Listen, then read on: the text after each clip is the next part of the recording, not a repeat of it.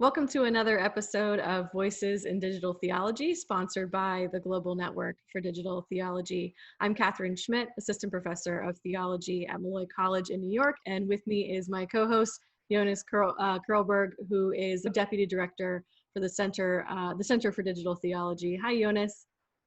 Hi, Catherine. Good to see you. Good to see you.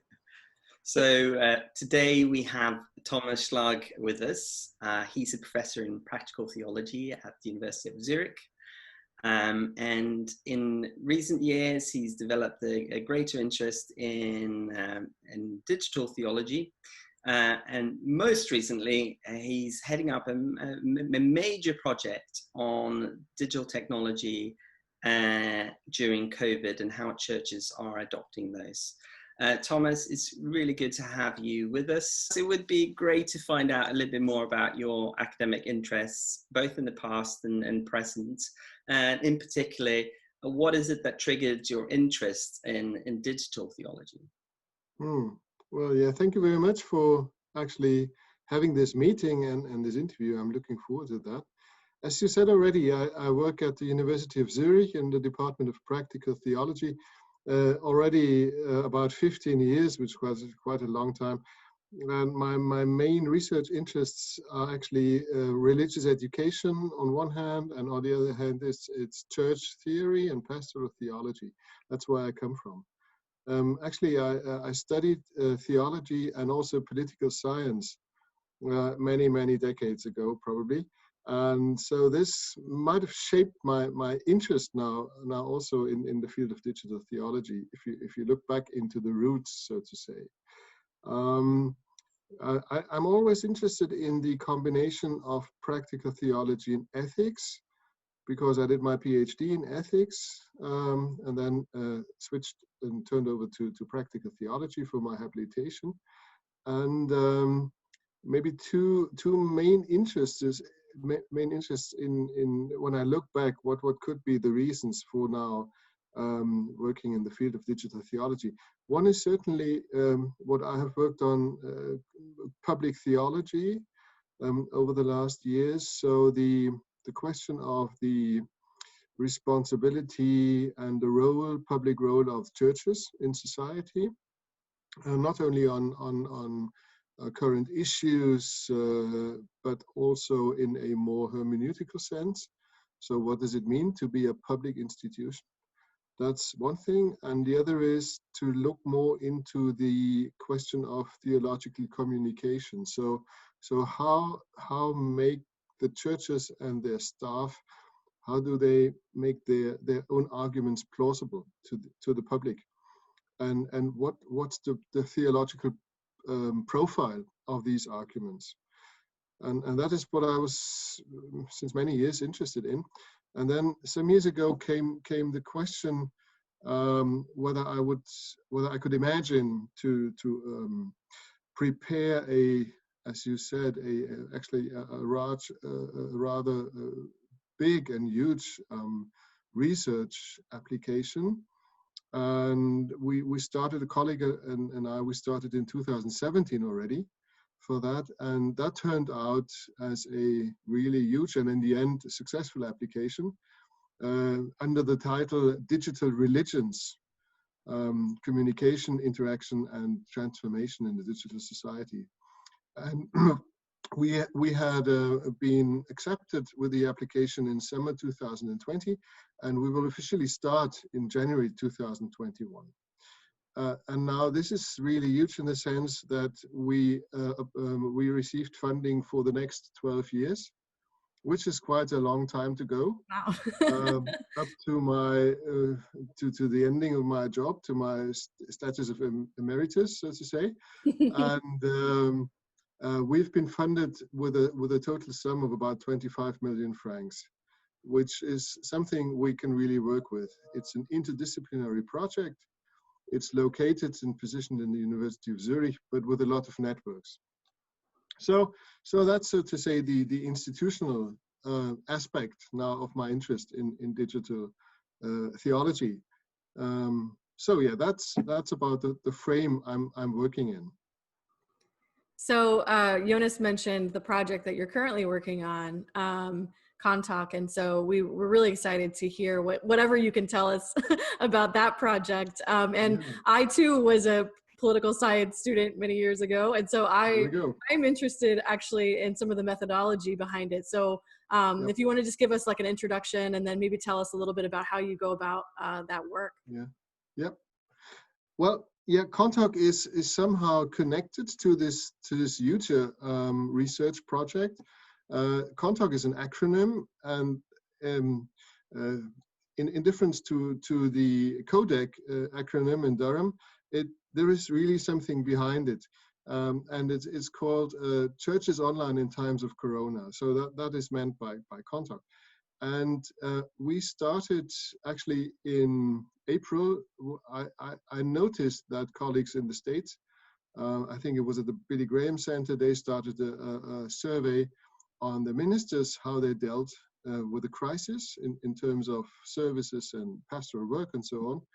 And I found that most insightful, the first results of that survey, and thought it would be nice to have something similar, at least in the German-speaking countries. And I came back to not at least to the people in the global network, but also to people in the German-speaking scene in our network. And we kind of developed an online questionnaire. And we did that starting in the end of April, and then it was finished by about end of May. And then we started it. It's a, so to say, a quantitative questionnaire mainly, but we also have some open questions or questions where they could openly answer. And so that was sent out to the ministers in more than 20 countries in the end of May, and it was open until the middle of July. And what we wanted to know more about was how they dealt with, especially in the time between Easter and Pentecost. So looking back into that situation, a few weeks after the crisis and the lockdown and the social distancing, all that started. So we were asking about 50 questions overall, and we are now so it's now beginning of November. We are now we started to not only collect and clear the data, but started already with some first hypotheses and some interpretations of the data. So if you're interested, I can at least give you some insights into our first findings. A little bit can be said, maybe most important and also a little bit surprising in a positive sense was we asked whether they were encouraged, the ministers. I have to say, we received from these more than 20 countries, we received about 6,500 online questionnaire answers back, and 4,500 came from the German-speaking countries, which is also meant to be from Catholic and Protestant. So it's an ecumenical study, which makes comparative work quite interesting. I think we already found some differences between the different denominations and confessions. But so one of the first questions we asked was whether they felt encouraged in that time to work with digital media, which, well, we just didn't know. They might have also reacted in the sense of, oh, I'm completely lost. I do not know what to do and how to behave and how to deal with all these challenges.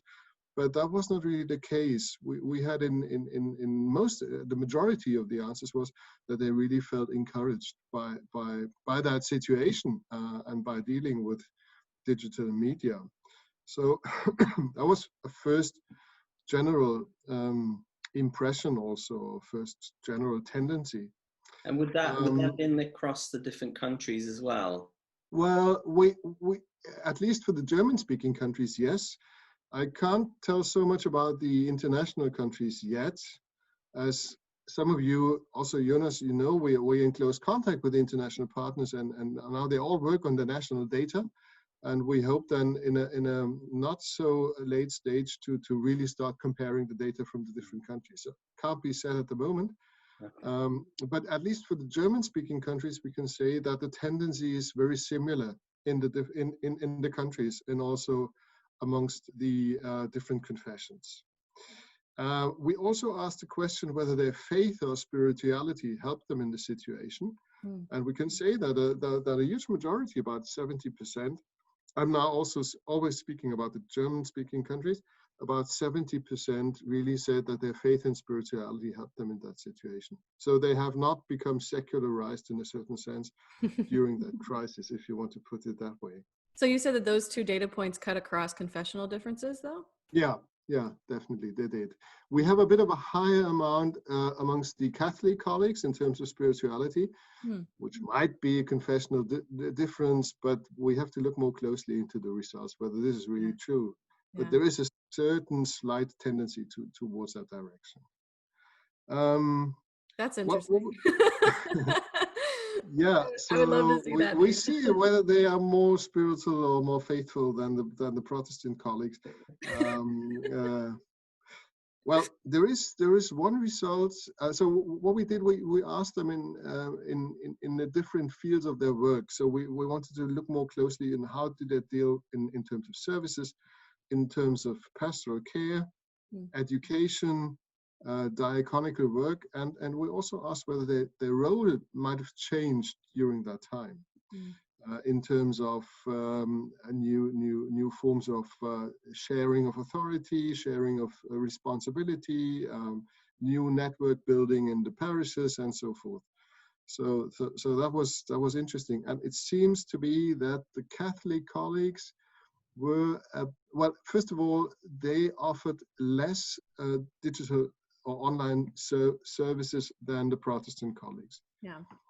Which is for a good reason, in terms of their understanding of what a service is needed for. So it's not so much relying on the sermon, on the words. It's more on the liturgical practice and the Eucharist and all that. So there is very, very obviously there is a smaller amount of online services amongst the Catholic colleagues to be noticed.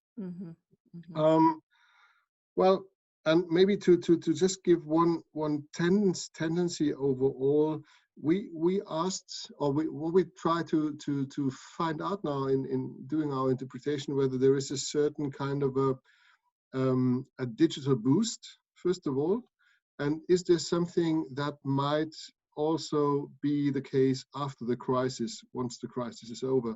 So will there be a kind of a sustainable practice of online services or online communication? And first of all, it's interesting that the very, very huge, large majority of the ministers in all German-speaking countries, they see more chances than risks in online communication. That's interesting for a start. So it's not the case that they say, okay, now we manage in this time of crisis, but we do not really feel comfortable with digital resources or digital communication. That's not really true. Did you see any generational differences there, or have you analyzed that? We have to find out, because at the moment we have to do a weighting, which we have not done yet. So we have a huge number of older pastors or older ministers that have answered the questionnaire, but we have to first of all wait to see whether this makes a difference, the age group.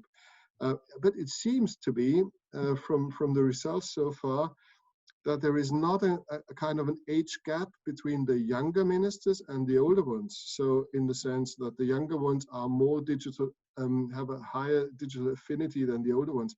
It doesn't seem to be that. So you could well say that there is not, that age really doesn't matter that much in terms of the use of digital communication or digital tools. It's interesting. We'll see whether this plays a role. Same as with urban and suburban, rural contexts. We just can't tell at the moment whether this makes a difference for the use of digital tools. So, as I said, we looked in this digital affinity question. We asked whether they could imagine, or whether they would kind of offer online services also after the crisis, and a huge number said yes, we are thinking of that. Yeah.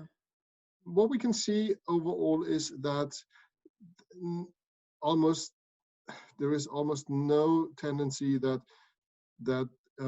digital services or digital communication shall substitute the on-site communication, so to say. So they see it as a kind of a maybe in a certain balance, offline, online office or practices. But I mean, that is not surprising in the sense. But we found surprising that many of the ministers, they imagine and they hope for a kind of a continuity of their online office, and maybe also, not maybe, but that's really very clear from their answers. They need more training for that. So that's very obvious. We have about 90% of the people that participated say we haven't had any online services before the crisis. So huge number really started with that practice. But you see at the same time that they really they need a lot of support and help for really improving, for really also knowing how to deal with the different online opportunities they have. So there is still a way to go, I would say. The generational point is interesting. I guess, like, when I think about this, yeah, I get a little overwhelmed thinking about all the factors that go into whether or not a pastor or somebody working in pastoral, the pastoral field, whether or not they kind of dig into digital media. And it seems like training is a big thing, but also like temperament, and the kind of, like even just among theologians, there's some of us who are technological optimists and some of us who are not. And some of that seems like training and experience, but some of that seems like just personality sometimes, and I think we put it down to generation sometimes, but it could be, yeah. What we see is that at least, I think that goes for all confessions, they are rather comfortable with doing online services, but they are not so comfortable with something like online pastoral care. So that's very obvious. So we had that field of practice being asked in the survey, and okay, they did some things. They tried to keep in touch and in contact with their parish members, but they do not really feel comfortable with online pastoral care, online talks, and all that. So that seems to be very clear. And in terms of the educational aspect, many of them just stopped their educational programs for the time being. Interesting. So yep, that was very interesting. That okay, they tried to keep in touch with their confirmants. They tried to keep in touch with Sunday school children in a certain sense, but all offers in terms of adult education or for the old age education, whatever you had the programs, this practically all of that more or less stopped for that time. Which is interesting in the sense on how what do they find important, maybe. Right, yeah. Priorities, yeah. And so there is really, I think this is going to be a clear picture. Online sermons or services are fine. Pastoral care, problematic or difficult. Education, well, nice to have, maybe. And diaconical work seemed to okay, they try to find analogous ways to keep in touch with, in terms of neighborhood care, sending out different whatsoever materials, or sending out even food and things like that to people in their parishes. So that's about the tendencies. One thing maybe interesting, we also asked about their roles, their own pastoral role, and although some kind of new networks have been built, some kind of new participatory ways of communication have been developed, most of them do not see any change in their own pastoral role. Interesting, I would say. So what we discussed since many years whether due to digital media, the roles and the authority claims and the hierarchies might change. We can't see that in our CONTOC results so far. Rather seems to be that they use the tools, they use what they have in digital communication, but it doesn't seem to affect their own understanding of the pastoral role. Question mark, big question mark. Right. So what would you say, what were some of the major challenges that ministers faced in this time? Yep. Well, I think I'm not sure whether it's only a technical challenge they faced. If you look in several online services I watched, you had the feeling, okay, there is a technical question, first of all, but it might also be a question of how can we deliver what we wanted to say in new digital forms or formats.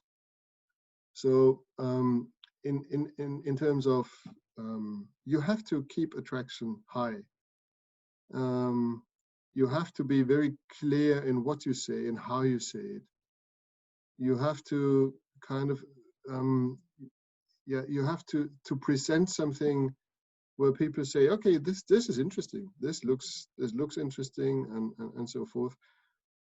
And I think one of the challenges might be, at least in our core team of CONTOC, we have exchange on the question whether maybe now these digital formats somehow have now really shown the real problems maybe of services and of theological communication. So like a catalyst of what had been the problem before anyway. Mm-hmm. So this might be a challenge for them to find ways of well, how can I cope with new forms of how people watch, how people perceive, how people listen, and so forth. And always in these shorter amounts of time that you have when you go online, you really, it's not a matter of course that people will stay. And I still just a few days ago, I watched an online sermon of my parish here, and very traditional, and it was a very traditional service, apart from the fact that there was no congregation but the camera, and apart from that, everything was the same, like it was before, in terms of speech, rhetorics, the whole thing, and I mean, and it went on for when it was on YouTube, I wanted to see how long it was, about 46 minutes. Oof. And it was only one camera at the same, nothing changed in terms of visibility. Yeah. I mean, what does this minister expect of who shall follow this for 46 minutes? I think that's really common. Sorry to interrupt you. That's really common in a lot of Catholic live stream services. Just set up the camera in the sanctuary or in the in the nave, and it's just I think what it shows, this is just my personal interpretation, but just a sort of real. I mean, it's a clear understanding to me of technology as a tool. That it's just like, I'm just going to do the liturgy, which is the real thing, and then the technology is going to convey it to everyone else, instead of realizing the sort of complexity of mediation, the complexity of this, and how it might require different kinds of, like you say, theological communication. Yeah. So yeah, doesn't surprise me really. Yeah. And we had one or two questions in the CONTOC study about interactivity. So the ministers were asked, did you during the online services, was there any form of interactivity? And very rarely something like people could communicate, or could make some suggestions, or could share prayer wishes or whatsoever. It was more or less the only interactivity was that that there were some kind of responses afterwards, in the sense of certain reactions, liked it, whatsoever. But I think so. This might be the challenge to really understand what's the new required form of interactivity in services, in a certain sense. So what does it mean? What's community building about in this sense? I wonder whether the next project you need to head up is interviewing the other side, so to speak, the lay people, and then maybe that can actually fuel the conversation, because what's kind of coming through from this interview here, and you're listening to your first findings, is that there is a perception amongst the ministers that it's business as usual. Yeah, somehow, and they even, I was surprised, they even feel encouraged by the, if you want to call, by the impacts they noticed, and so they looked into the click numbers, and then they get huge numbers in terms of outreach. They interpreted as outreach. I'm not so sure about that. So the click numbers, we do not know really a lot about that. So you should really turn to the other side and ask people that watch it or stop watching it. How do you feel about that? What is this? Is it attractive or is it not attractive? Yeah. And so this might be something. This is one thing we really should continue in our research. The other thing we have to really continue, and we're thinking of that in our team at the moment, whether we should kind of repeat our research or our questionnaire in about a year's time, because we think that a lot of what we received as results is due to a certain feeling or perception of the ministers. Okay, COVID will be over by summer anyway, and so you really see a kind of an enthusiasm up until, as I said, we closed the questionnaire middle of July, and I mean that was a really calm time, and now Christmas is coming up. I know from a lot of ministers who just haven't got a clue what to do for Christmas, and there will be some kind of fatigue will be coming stronger over the months, and so we're really thinking of doing the same thing again in a year's time, and I'm very sure that things will show a different kind of picture and self-perception. Especially if the crisis is not overcome by then, which is probably sadly enough will be the case. Yeah, it's interesting you say that about Christmas, because when you first, were kind of introducing the project, and you said that thing about Easter and Pentecost, the study or the time, I find that to be really fascinating. I mean, just in terms of like what I would call liturgical stress or something, like how people are thinking not more carefully, but like a lot more, spending more time thinking about liturgies and things like that, and then having to deal with. Definitely, yep. They had to. I mean, I just have to look in the agenda, but it was, I think the lockdown in Germany at least was on the 18th of March. And Easter was about 1, 2, 3 Sundays after that. Yeah, same here. So there was a lot of stress and need how to react. It was not so much, I think, again with Pentecost, but that is also due to the maybe declining idea and tradition of Pentecost overall. Yeah. So yeah, but Easter was really a challenge, and what I see now in terms of Christmas, I mean that's the one occasion where really churches still somehow showing up itself very intensely. Right. And now, if this breaks down or changes completely, I know from all my neighborhood, they now, because I'm a minister myself, they said, could we not do a neighborhood Christmas service this year?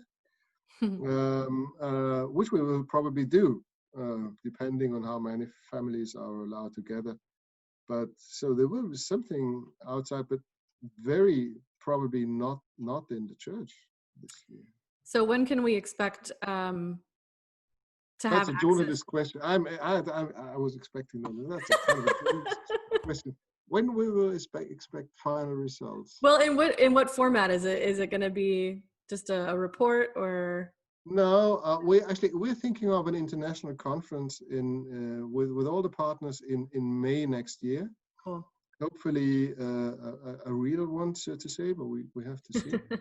And this will, well, yeah, the idea is to have at least a publication, but we will have some articles and things like that. So we have a huge data material, especially the answers on the open questions. We had 3 open questions, and one was what became less important during the time. Oh, they started like writing novels. What has become more important? And the third one, we used that in earlier surveys, was what else I wanted to say. And we should not have asked this question this time, because you really get huge material. At the end of filling out the questionnaire, if you leave the last question, what else is there you wanted to say? Yeah. Oof, this is diary stuff. So you've had more pay. Yeah, but really, I mean, this is so interesting and exciting, because we can now also do qualitative analysis. And the material is so huge, and we have also now linguistic methodologies, and I think they will work with that stuff, and so I'm looking forward. Yeah, I think we all are. Well, thank you so much for being with us today and for giving us these insights. I think we're all pretty excited about what comes out of your research. So thank you so much, Thomas.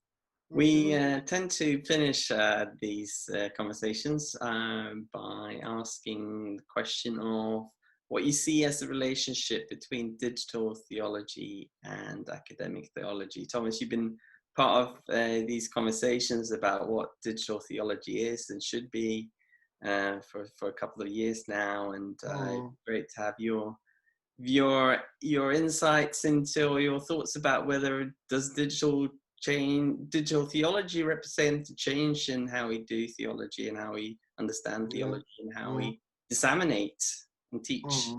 Yeah, I mean, we all know that the term itself is somehow ambivalent, because I mean, what shall digital religion or digital theology be? I mean, you can think of a lot, but well, we've now used to that term, and we have the global network, and we all writing on this and all that, so it's fine.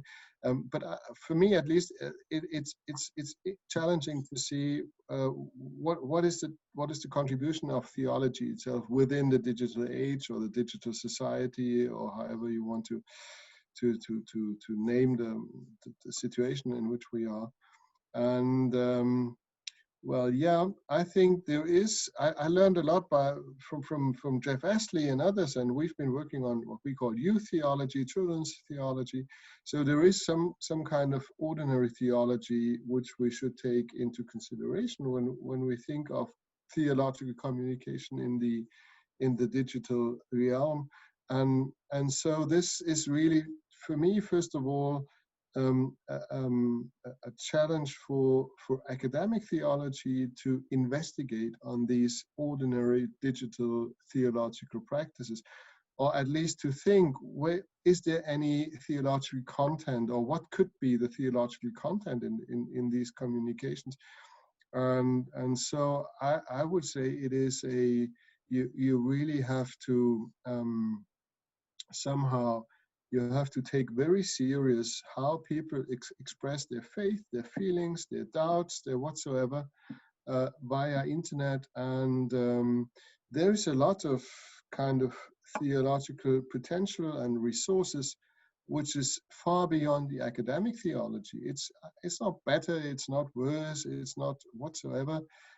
It's just a certain mode and form of communication about theological questions. And I think we have as academic theologians, we have the obligation to take that very serious, and then to think, not only to think what could be meant by that, but also to then encourage churches and ministers to look for themselves. What can we learn from there, and how can we get into closer contact with people that express their theological questions and answers. And then obviously, I mean, the digital opportunities, they open up so much space for individual expression about these existential questions, if you want to call it that.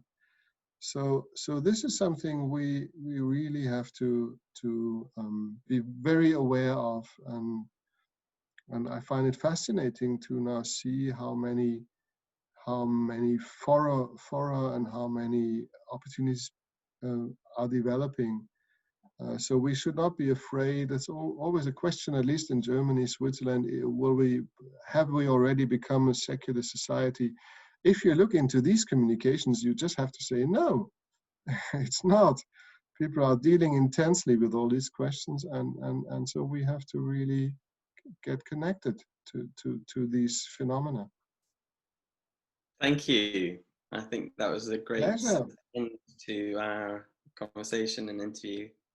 Thank you so much, Thomas. Thank you.